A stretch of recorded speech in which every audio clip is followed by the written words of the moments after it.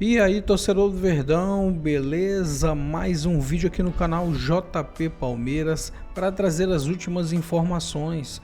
Estou trazendo aqui para vocês o Sport TV News, falando tudo sobre o nosso Palmeiras, galera. Palmeiras que jogou contra o Cruzeiro no Allianz Parque e empatou no placar de 0-0. Infelizmente o Verdão não conseguiu os 3 pontos, mais um pontinho levou o Verdão à liderança isolada, já que o Flamengo perdeu o jogo para o Fortaleza. Palmeiras que agora vai ter uns dias aí para se preparar para enfrentar a LDU. Verdão que perdeu a primeira partida no placar de 3-0 e tem aí uma missão muito difícil, galera. Tem que reverter esse placar para chegar à final da Libertadores, jogo que vai acontecer na quinta-feira. Fica aí até o final do vídeo, não se esqueça de deixar aquele like, beleza? É quinta-feira, era do São Paulo, não era esse? Não, todo mundo. Jogou quinta-feira, é quinta-feira. Então se jogar na quarta, é quarta-feira. Quarta-feira, então tá bom. É que eu lembro que o São Paulo engatou uma sequência. Tinha uma faixa gigante no Allianz, alguma coisa do tipo assim, lutaremos juntos. Então, o Palmeiras entrou em campo para enfrentar o Cruzeiro já pensando, não tem como desassociar uma coisa da outra. E não era qualquer jogo, né? Se fosse Palmeiras, qualquer outro adversário, talvez não tivesse tanto peso, mas era o Cruzeiro, né? Também tá brigando pelo título, como foi na semana passada contra o Flamengo. Eu acho que o Carlos Miguel definiu bem um primeiro sentimento, né? Porque nos últimos 2 jogos o Palmeiras tomou 6 gols. Ele, no caso, então, ele, né? Na estreia dele. Ontem ele até celebrou, né? Não foi vazado. Caiu a média da Não, mas ontem ele foi bem demais. Deixa eu te falar uma coisa. Ele foi bem demais ontem, ele foi bem demais. E assim, no outro jogo ele já... esboçou uma reação. Acho que ele tinha ido mal, não. Também não. Tem 20 segundos de imagem e você não falou nada sobre os uniformes, não vai? Não, é porque esse uniforme do Palmeiras é super representativo. Esse uniforme tá invicto. E o do Cruzeiro? Eu acho que o Palmeiras vai com esse é o uniforme branco do Cruzeiro. Não é o branco do Cruzeiro, não. Sim, senhor. Sim, senhora. Tem uma listra sim, mas ok, não tem problema. Tá mantida. Ah, você achou que estava ruim, Mari? Não, tá mantida segundo uniforme do Cruzeiro. Eu não gosto, não. Eu, como segundo uniforme, não curto a ideia. Quer dizer, o Palmeiras adora um segundo uniforme. Não, do Palmeiras é o terceiro, no caso. É verdade, é o terceiro. É um uniforme comemorativo. A gente precisa até explicar sempre, porque às vezes as pessoas não sabem. O Palmeiras jogou há 60 anos, representando a seleção brasileira, no Mineirão, contra o Uruguai. Venceu por 3-0. E esse é um uniforme comemorativo dos 60 anos dessa partida em que o Palmeiras foi a seleção brasileira. Então, assim... ok. Aliás, a última vez que o Palmeiras... Você acha ok? Não, eu acho ok. Um terceiro como uniforme, ideia. Como ideia, tem um motivo. Tem uma razão, tá? beleza. Eu não gosto de usar terceiro uniforme jogando em casa, mas assim, tudo bem, vai. Saiu de menos. E tem um problema, que no meio de semana o Palmeiras jogou todo de verde, né?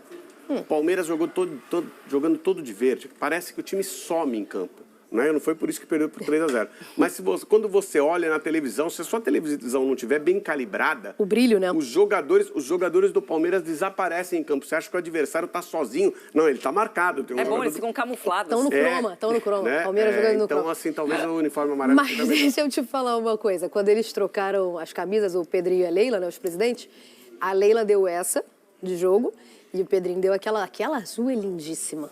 Mas aquela azul sem nada, que camisa bonita. E ainda é mais representativa aí quando enfrenta times mineiros, porque esse jogo foi no Mineirão, né? Esse jogo do Palmeiras, jogando pela seleção brasileira e ganhando do Uruguai de 3-0. Mais um marco na história do Palmeiras, antes do Abel chegar, isso aconteceu, tá? O Palmeiras foi a seleção brasileira. Não, ninguém nunca falou que o Palmeiras não era super vitorioso antes da chegada. É que a densidade de conquista chama atenção. Claro.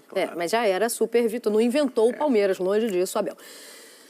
Bom, sobre a partida, vamos primeiro dar uma olhada no gol anulado. Teve reclamação pra caramba, assim, dos dois lados, né? Mas você acha que nesse caso aí a gente ainda fala de jogo, né? Não, tudo bem. Aí esse gol, precisa entender a regra, precisa saber uma especificidade da regra, tá? Não é um detalhezinho da regra muito importante. Detail. O detalhe da regra é o seguinte. Mas a bola está no gramado. O goleiro com a mão sobre a bola no gramado tem posse de bola. E aí? Aí ele não pode... É como se a bola estivesse com o goleiro. Ele pôs a mão em cima da bola no gramado, Aí a bola sai, não pode ser disputada mais. Não pode, não, o adversário não pode chutar a bola. Se ele chutar a bola, é falta, que foi o que aconteceu. Então ele põe a mão em cima da bola, a bola é dele, ele não pode, não pode haver disputa contra ele. Até porque é muito perigoso, né? É exatamente por isso que não pode. Né? Então, é falta. A falta foi apitada no campo, né? Não teve o VAR apenas deve ter confirmado para o árbitro a sua impressão de que a bola estava sob posse de bola do goleiro. Está correto. Mas é o tipo de lance que, se o gol fosse validado, aí a gente está debatendo aqui ao contrário, mas não é nada assim. Não podemos dizer que isso é um erro, e se fosse considerar, se ele tivesse validado o gol, também não. Não, seria um erro. Eu acho que é erro, João. Não, eu acho que mas você botou a mão em cima da bola. É que eu acho que é tão rápido, olha. Não, é rápido, não, mas aí bem, o VAR é poderia intervir, porque a posse de bola era do Cássio já. Aí é definitivo, porque é um detalhezinho da regra. Mas justamente por ser um detalhezinho da regra. Então, aí a gente pode errar. Detalhezinho da regra. O detalhezinho da regra. O VAR, no caso, né? Porque o VAR está vendo em detalhe no slow motion. Exatamente. Não, e o juiz também não, porque a gente espera que ele domine todos os detalhes. Bem, é que às vezes o árbitro ali naquela posição pode achar que o jogador chegou antes da bola. Ok. Certo? E no VAR, esse erro não poderia ser cometido, né? Frame. Mas a gente sabe que esse erro poderia ser cometido no futebol brasileiro. Eu até entendo o que você está querendo dizer. Esse é o tipo de erro que, se o árbitro de vídeo erra, a gente ia estar falando, é mais um erro aí de avaliação, não seria nada gritante, perto do que a gente já viu. Eu acho que o maior erro desta partida de arbitragem é a não expulsão. Então, vamos à imagem. Temos a imagem. O VAR recomendou uma revisão para uma possível expulsão do Gustavo Gomes. Então, vamos à imagem. É porque essa expulsão, ela tá padrão no Campeonato Brasileiro. Tá? Padrão? Padrão. Não foi o caso do Andrés Pereira. Do Andrés Pereira, o pé dele rola na bola. Entendeu? A bola... Não teve contato com a bola nesse caso. Mas, no final das contas, não tem padrão mesmo. Em jogo, isso daí dá expulsão, tem jogo que não dá. Eu acho assim, quando o jogador passa com o pé por cima da bola, sem tocar a bola, né? Sem tocar a bola, acertando seu adversário. Mas ele não conseguiu, mas ele não toca porque há um tempo ali também, é isso.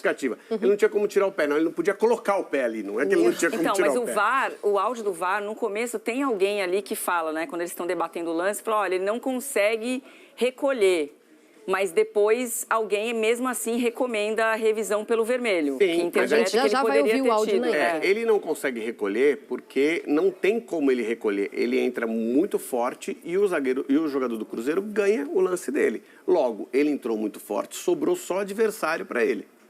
Ele não tem como recolher mesmo. Então, o que ele está fazendo ali? Ele está correndo o risco de acertar o adversário de forma imprudente. E tira o cara do jogo, inclusive. Isso. Então, como ele correu o risco e acertou o adversário de forma imprudente, sem contato nenhum com a bola, essa é uma expulsão que, para mim, me parece bem dentro das outras expulsões do campeonato. Porque a do Andrés Pereira, gente, é diferente. A do Andrés Pereira havia uma justificativa para a arbitragem não considerar que ele passou o pé em cima da bola. Ele passa o pé em cima da bola e o pé escorrega para acertar o adversário.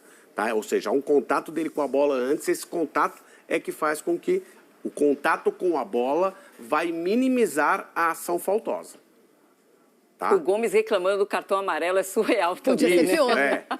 Podia ser pior. E há um andamento desse lance que é pior, que é o seguinte. Logo depois, por uma falta muito mais banal, Fabrício Bruno recebe cartão amarelo. Então, veja só. Essa falta que ficou perto da expulsão foi cartão amarelo. E a outra falta, que é uma faltinha, logo em seguida, vale o mesmo vermelho, cartão amarelo. Só que era o segundo dele. Não, é o primeiro. No caso, é o primeiro. Esse não é o segundo dele? Não. Logo depois do lance, essa falta aí, ó. Essa falta aí é um empurrão, né?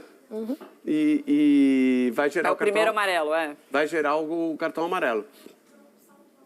Né? Então, ela tem o mesmo valor daquela falta que tira um jogador do jogo. E depois ela vai gerar a expulsão do Fabrício Bruno, que aí o segundo amarelo, bom, o jogador já sabe que tem um amarelo. E você vê o efeito borboleta disso tudo? Porque quando o Wanderson sai, na casa dos 15 minutos do primeiro tempo, o Léo Jardim tem que botar o Arroio, que provavelmente era um plano dele de segundo tempo, Isso. né? Para mudar suas estratégias aí de segundo tempo. E aí ele tem que tirar o Arroio para colocar o Jonathan Jesus para, né, remontar a zaga. E depois ele não faz mais nada, porque meio que matou qualquer possibilidade aí de mais mudança uma vez, ele vai para a parte final do jogo contra um adversário direto na disputa do título, com um jogador a menos, como foi com o Flamengo no Maracanã, e sem poder Aliás, tem fazer muita semelhança coisa. os dois jogos, né? Jogos difíceis, pesados, picados, com muita falta, muito cartão amarelo, né? Eu acho que o Sobretudo no primeiro tempo. Embora o Cruzeiro não tenha perdido para ninguém, não perdeu para o Palmeiras, não perdeu para o Flamengo, e, no meu entender, ficou aquém nas duas partidas fora de casa. O Cruzeiro porque não perdeu, mas também não ganhou, né? Poderia... Mas foi melhor que o Palmeiras ontem. Foi. Assim, não, acho que foi. Ficou aquém, inclusive, ficou aquém no resultado. Né? Não conseguiu. E acho também que, mais uma vez, na parte final, o técnico fica prejudicado por uma situação que aí, veja só, eu não acho que a expulsão seja incorreta. Eu acho que o primeiro cartão até poderia ser dado cartão amarelo, até merecia o cartão amarelo. Mas tem o parâmetro do cartão amarelo do Gomes. Ora, se essa é para amarelo, essa aqui, então talvez não vá ser para amarelo.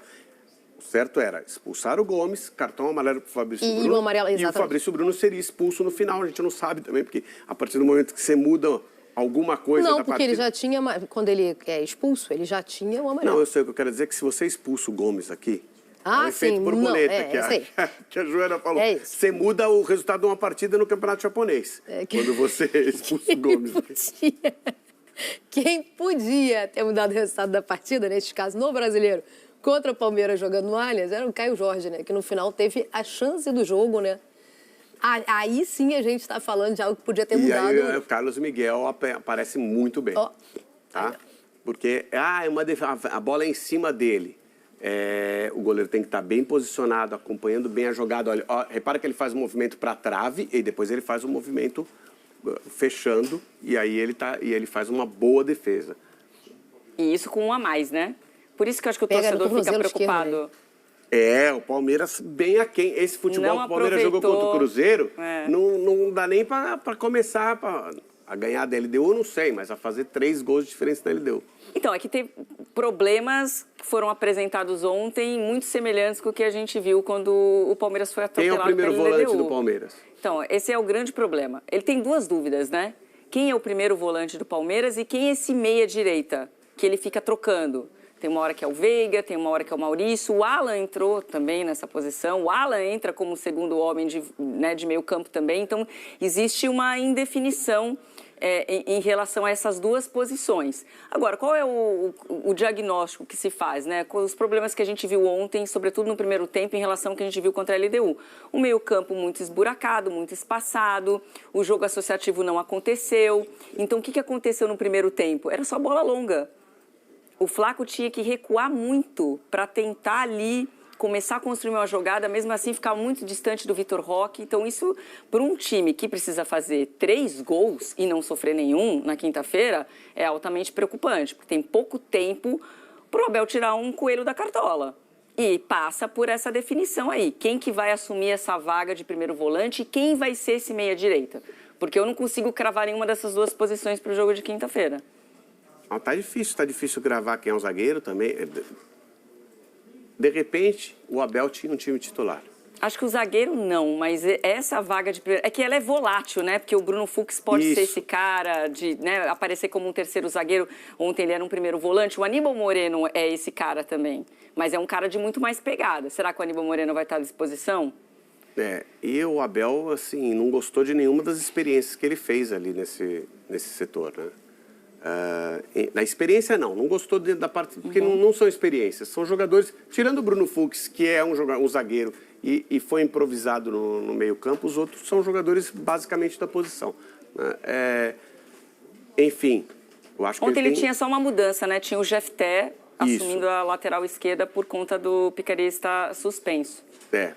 Aí vai no jogo do meio de semana vai jogar o Piquerez, certamente, né? Com certeza. Falando nesse jogo do meio de semana, e a gente vai falar bastante sobre eles, né? Tanto Racing e Flamengo, né? Já que o Flamengo decide fora, quanto Palmeiras e LDU, o que o Abel precisa fazer, o que o Palmeiras do Abel precisa fazer na quinta-feira, o Palmeiras com o Abel nunca fez.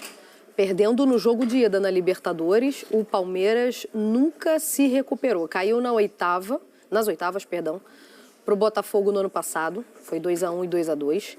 Em 2022, cai para o Atlético Paranaense, 1-0 e 2-2 na volta.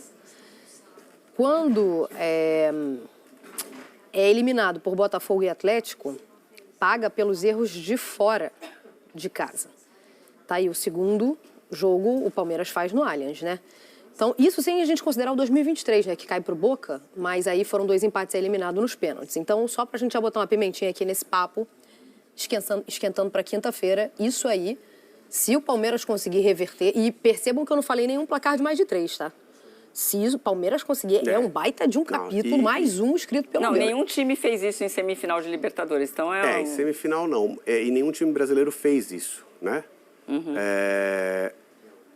E mas o Palmeiras... pode fazer? Pode. Pode fazer, o Palmeiras do Abel. Vocês sabem que na história do Palmeiras tem o maior exemplo que é dado para esse tipo de virada, né? Vocês sabem como é que funciona esses exemplos. É o do Grêmio que você vai dar? Isso. Porque essas viradas, elas normalmente não têm o exemplo. O exemplo delas são... o quase. Você lembra que quase o Palmeiras virou, né? É isso mesmo. É um dos maiores exemplos. Essa foi quase Você também, sabe que então... o time brasileiro que ficou mais próximo de virar essa diferença foi o Fluminense, né? Na final, e foi contra a LDU, né? E se faz isso, o Thiago Neves ganha um busto lá. Assim, 3 gols em final de Libertadores, não é pra qualquer um, não. 4-1 e 4-1, né? E foi para os pênaltis e o Fluminense perdeu. Eram 3 gols de diferença para empatar, exatamente o que o Palmeiras conseguiu fazer.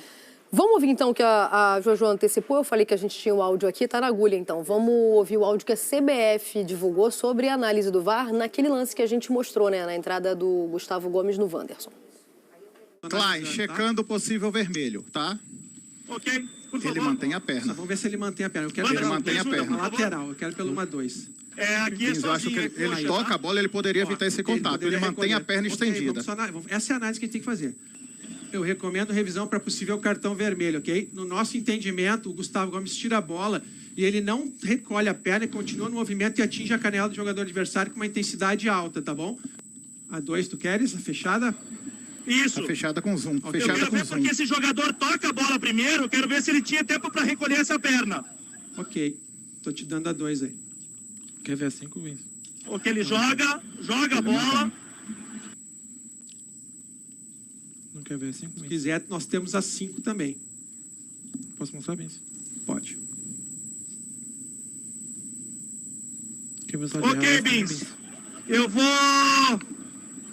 voltar com cartão amarelo, ok? Porque esse jogador chuta a bola e não tem tempo para tirar esse pé, ok? Ok. Tiro livre direto e cartão amarelo.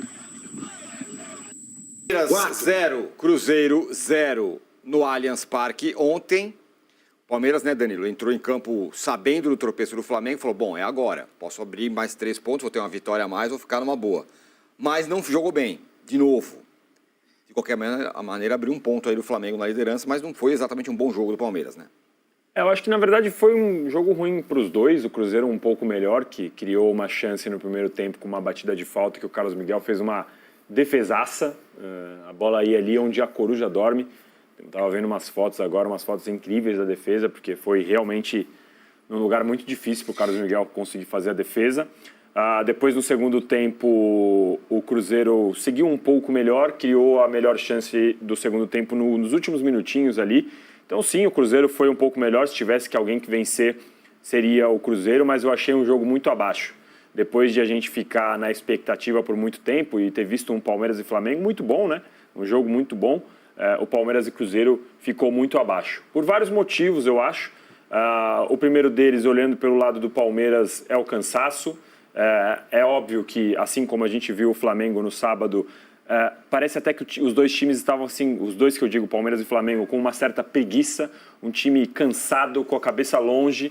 Então dá pra gente fazer essa ponderação em relação à atuação do Palmeiras. O Cruzeiro, eu particularmente esperava até que conseguisse pressionar um pouco mais, fazer o Carlos Miguel fazer ainda mais defesas difíceis. Fiquei um pouco decepcionado, acho que o Caio Jorge está numa má fase, porque o gol que ele perdeu no último minuto ele não perderia em nenhum outro momento. E o juiz, né? A gente vai depois falar um pouco mais sobre a polêmica, sei que depois a gente vai ter o áudio do VAR, então eu não vou me estender muito por aqui sobre as polêmicas do jogo, só acho que o juiz picotou demais, muito pouco tempo de bola rolando, eu acho que ele prejudicou os dois times e ficou muito ruim para assistir essa partida. Era a grande chance, na minha visão, de o Cruzeiro voltar à disputa, porque ele poderia aproveitar o tropeço do Flamengo e vencer o Palmeiras num confronto direto. Só que o Cruzeiro, de novo, perdeu a chance e acho que agora, definitivamente, fica muito difícil. O Juca brincou do Mirassol, mas a gente pode lembrar que o Mirassol tem jogo direto com os dois, com o Palmeiras e com o Flamengo. Eu acho muito difícil que o Flamengo e o Palmeiras caiam a ponto de o Mirassol entrar na disputa, mas o Mirassol pode ser aí um time que vai ter vai determinar o futuro do campeonato. Tirando isso, acho que a gente vai ter que ouvir o VAR daqui a pouco para falar, mas depois eu posso dar as minhas opiniões sobre a polêmica da arbitragem, âncora. Você falou sobre o jogo picotado, 42 minutos de bola rolando teve esse jogo. É muito pouco. 42 minutos é menos eu falei antes de começar o programa, eu acho curioso como às vezes dentro do próprio jogo o árbitro muda de critério. Às vezes a gente cobra uma uniformidade de critério entre um jogo e outro. Ontem eu vi ele mudando de critério durante a partida. Isso eu acho completamente louco. Muito bem, Arnaldo. Você que apostava no Cruzeiro, pô, era a hora do Cruzeiro ganhar ontem. Podia ganhar, podia voltar para a briga. E aí? Talvez ontem fosse a última chance, mas acho que o Cruzeiro está fora da disputa desde que empatou com o Sport Lanterna em casa, né? O que acho que deu para perceber, a gente presta, claro, mais atenção nos dois principais times que estão disputando a liderança, estão disputando a semifinal da Copa do Brasil. Mas se você reparar, no sábado, além do Flamengo, jogaram o Internacional contra o Fluminense e o Bahia contra o São Paulo. Onde eu quero chegar? Gente, nessa atual fase da temporada, com a sequência de jogos, quem joga em sequência com os mesmos jogadores vai pagar um preço na partida seguinte. Então, assim, o Inter não conseguiu andar contra o Fluminense no Maracanã, tinha jogado contra o Bahia no meio de semana, e o Bahia não conseguiu andar contra o São Paulo no Morumbi, tinha jogado com o Inter no meio de semana. Para mim, a estratégia dos dois treinadores foi completamente absurda. A do Felipe Luiz, então, a gente vai chegar mais na frente. Mas é de um amadorismo, assim, porque além de tudo tinha a questão do Castelão, do gramado, da viagem. Então, assim, fisicamente o Flamengo foi um arremedo no sábado e o Palmeiras também foi mal e arriscou no domingo. Eu sei que a questão do Palmeiras, além de tudo, tinha a questão de uma questão moral. O time foi amassado pela LDU, então acho que a tentativa do Abel era, jogando em casa, devolver um pouco de confiança aos seus jogadores para a partida de quinta-feira. Aí não aconteceu uma coisa nem outra. O resultado acabou sendo bom para o Palmeiras, o 0-0. Porque o Cruzeiro poderia encostar e a derrota também deixaria o Palmeiras empatado em número de pontos, que o Flamengo agora tem um na frente. Agora, é aquilo. O Palmeiras, para se classificar na quinta-feira, ele precisa jogar muito mais do que jogou contra o Cruzeiro, e nem vou falar da partida de ida, né? Ele é incrível, porque isso acontece, é normal. Aquele negócio do time do mês, né? Ele vinha jogando muito bem e vem de duas atuações ruins, né? Temos que levar em consideração esse jogo, a gente falou muito da situação. Para mim, o árbitro se perde completamente ao pipocar e não expulsar o Gustavo Gomes. Aí a partir daí tudo é meio compensa ali. O gol anulado do Palmeiras, eu entendo a questão da regra, mas não acho que é uma coisa assim taxativa, foi falta, estava sob controle do Cássio. Acho que é interpretativo. E a expulsão do Fabrício Bruno depois era um lance compensando o outro. Para mim foi absurda a expulsão do Fabrício Bruno. E o Palmeiras teve um bom tempo, com um a mais, para ganhar o jogo e abrir a tal diferença. Não conseguiu. A dupla não jogou bem. Então são questões que ficam para quinta-feira num momento de pressão, né? Para os dois, para Flamengo e Palmeiras. Talvez as sequelas do final de semana sejam maiores para o Flamengo. Mas Palmeiras tem as suas, né? E no campeonato nacional, esse ponto a mais pode fazer bastante diferença, já que não há confronto direto entre eles mais. Mas, de qualquer forma, talvez a expectativa do Abel com a estratégia fosse abrir, de fato, vantagem na liderança, colocar uma vitória em cima do Cruzeiro e abrir uma margem sobre o Flamengo mais segura. Voltar aqueles 4 pontos, né? Que seriam 3 na prática, mas com uma vitória a mais, seriam 4, uma gordura mais consistente. E acho que a sua enquete é bem boa. Porque ela tem alguns detalhes para cada um deles, né? Eu acho que o Flamengo, ele visita o Racing com uma vantagem mínima e tem esse impacto no Brasileirão, tá 1 ponto a menos. E o Palmeiras tem que reverter 3 gols, tá com 1 ponto a mais, mas também já não se sente, talvez, depois de perder o confronto direto para o Flamengo, e empatar com o Cruzeiro. Tem que lembrar que o recorte do brasileiro do Palmeiras é 1 ponto em 6, né? Nos 2 grandes confrontos diretos, contra o Flamengo e o Cruzeiro. Então, eu acho que ela tem aí bons elementos para a gente pensar qual dos dois, em tese, está mais ameaçado de não ganhar um grande título na temporada. Então é isso, torcedor do Verdão. Valeu por chegar até aqui no final do vídeo. Não se esqueça de deixar aquele like, beleza? Se você ainda não for inscrito aqui no canal, já se inscreva. Ative o sininho de notificação para não perder nada que eu posto aqui no canal. Falou e até mais!